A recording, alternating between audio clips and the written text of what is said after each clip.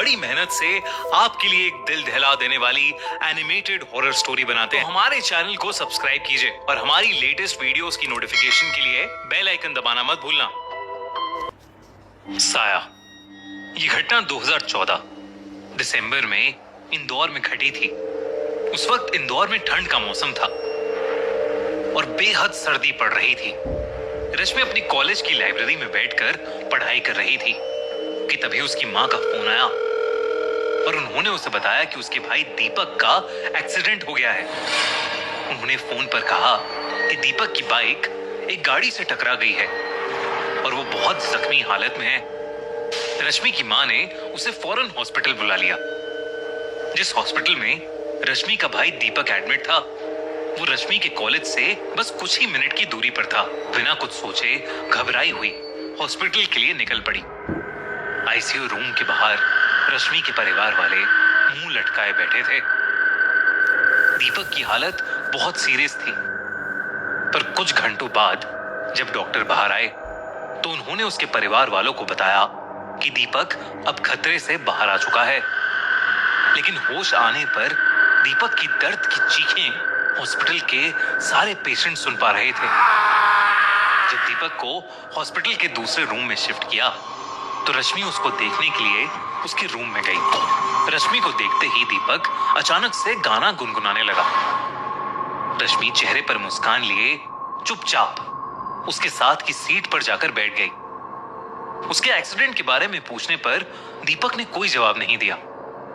ऐसा लग रहा था जैसे उसको कुछ पता ही नहीं था। इतनी बात ही हुई थी कि दीपक जो कुछ घंटे पहले दर्द में चीख रहा था, बिस्तर से उठकर हॉस्पिटल रूम की खिड़की की तरफ लंगड़ाते हुए चलने लगा। रश्मि ने उससे पूछा कि उसे अचानक क्या हो गया है। रश्मि के सवाल का उसने कोई जवाब नहीं दिया। दीपक खिड़की के पास पहुंचकर खड़ा हो गया और रूम में एक अजीब किस्म का सन्नाटा फैल गया। तभी दीपक ने एक टांग खिड़की पर रख दी। ये देखकर रश्मि का दिल जोर से धड़कने लगा। दीपक पीछे देखकर मुस्कुराया, पर उसका चेहरा पूरी तरह से बदल चुका था। दीपक ने अपना दूसरा पैर भी खिड़की के ऊपर रख दिया। रश्मि उसकी तरफ भागी, लेकिन तब तक दीपक नीचे कूद चुका था।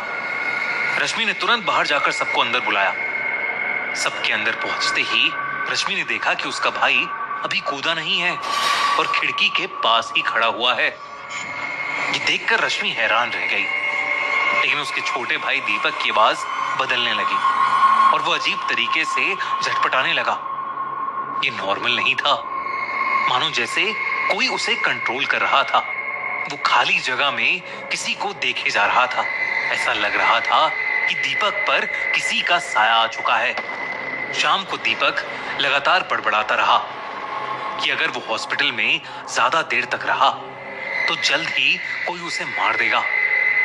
डॉक्टर्स के इंजेक्शन देने पर भी वो सो नहीं रहा था। दीपक की हालत अब और खराब होती जा रही थी। रश्मि की मां अपने बेटे को ऐसी हालत में देखकर घबरा गईं और उसे डिस्चार्ज करवा के वापस घर ले गईं। करीब 10 घंटे सोने के बाद जब दीपक अपने घर में उठा, दीपक ने गिरते बर्ताव करने लगा। वो घंटों रूम की खिड़की के बाहर बैठकर रोते हुए किसी को देखे जा रहा था। रश्मि ने उससे पूछना चाहा कि वो किसे देख रहा है। दीपक ने गिरते हुए आंसुओं के साथ अपनी उंगली से एक जगह इशारा करके दिखाया। उसकी उंगली के सामने उनकी मां खड़ी थी। दीपक का हाथ अपनी तरफ देखकर उसकी मां भी डर गई, पर यह किसी को नहीं पता था कि दीपक अपनी मां के पीछे की तरफ इशारा कर रहा था। दीपक को अपनी मां के पीछे किसी औरत का साया नजर आ रहा था। वो धीरे से रश्मि के कान में बोला कि वो मुझे लेने आई है। ये सुनकर रश्मि के रोंगटे खड़े हो गए। तभी अचानक दीपक वहां से उठा और भागकर किचन के सिंक के नीचे जाकर बैठ गया। किचन के अंधेरे में वो जोर जोर से हंसने लगा।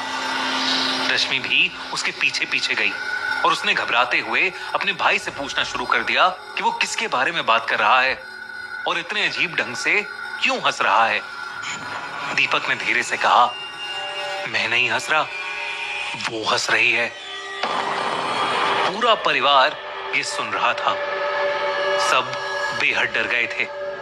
दीपक की मां ने उसे नींद की गोली दी और अपने साथ ही सुला लिया। उस रात रश्मि भी अपनी मां के बेडरूम में ही सो रही थी। आधी रात रश्मि की नींद अचानक ही खुल गई। धीरे से उसे अपने पैर पर किसी के हाथ महसूस हुए। कोई उसके पैर रस्सी से बांध रहा था। वो कोई और नहीं बल्कि दीपक ही था। रश्मि कैसे न कैसे करके खुद को छुड़ाने की कोशिश करने लगी, लेकिन तभी रश्मि ने देखा दीपक की आंखों का रंग लाल पड़ने लगा था। ऐसा लग रहा था कि जैसे दीपक की नीली आंखें रात के अंधेरे में चमक रही हों। दीपक रश्मि के बगल में आकर लेट गया और उसे घूरने लगा।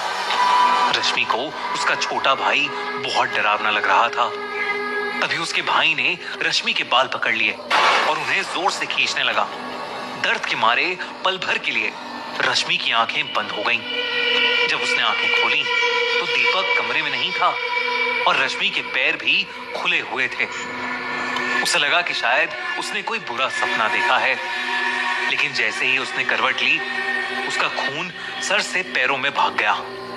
उसने एक औरत को अपने बगल में लेटा हुआ देखा। पूरे कमरे में शांति थी, पर रश्मि की एक चीख ने सबको नींद से उठा दिया। रश्मि ने जब अपने माँ बाप को बताया कि उसके साथ क्या हुआ है, तो वो सुन पड़ गए।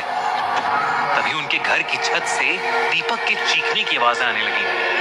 तीनों ने छत पर जाकर देखा तो दीपक खुद से ही रात में बातें कर रहा था। रश्मि और अपने पेरेंट्स को देखते ही दीपक उनकी तरफ मुड़ा और उन्हें देखकर एक अजीब ढंग से मुस्कुराया। उसने हंसते हुए एक अजीब सी आवाज में रश्मि से पूछा कि उसके पैर अब कैसे हैं और क्या वो भी रात में प्रिया से मिली। ये सब सुनकर रश्मि सहम गई और सबके सामने उसका रोना छूट गया। तभी दीपक बहुत गुस्से में आ गया। उसके चेहरे ने एक भयानक रूप ले लिया था। ऐसा लग रहा था कि उस पर किसी आत्मा का साया है। उसने रश्मि को उसके बालों से पकड़कर हवा में उठा लिया। जब उनके पापा दीपक को रोकने उसके पास गए तो दीपक ने दूसरे हाथ से अपने पापा को एक जोर का धक्का दिया और वो नीचे गिर पड़े। दीपक रश्मि के ऊपर बहुत जोर से चीखा और चीखते ही अचानक बेहोश होकर नीचे गिर पड़ा। सुबह जब दीपक को होश आया तो वो अपने ही घर में एक चेयर से बंधा हुआ था। एक पंडित उसके सामने बैठा था। पंडित ने दीपक को देखकर बताया कि एक्सीडेंट की जगह से दीपक के साथ कोई और भी वापस आया था, एक औरत जो उसी रोड पर मर गई थी। अब सबको समझ आने लगा था।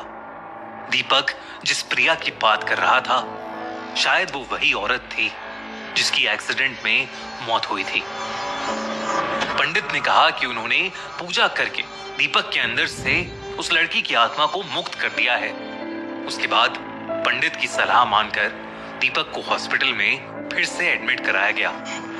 कुछ दिनों बाद दीपक बेहतर महसूस करने लगा, लेकिन तब भी उसकी अजीब हरकतें बंद नहीं हुई। आखिर में दीपक के परिवार वालों ने एक नए शहर में एक नए घर में शिफ्ट किया। जब दीपक नई जगह आया तो वो धीरे धीरे नॉर्मल होने लगा और अब वो बिल्कुल ठीक है।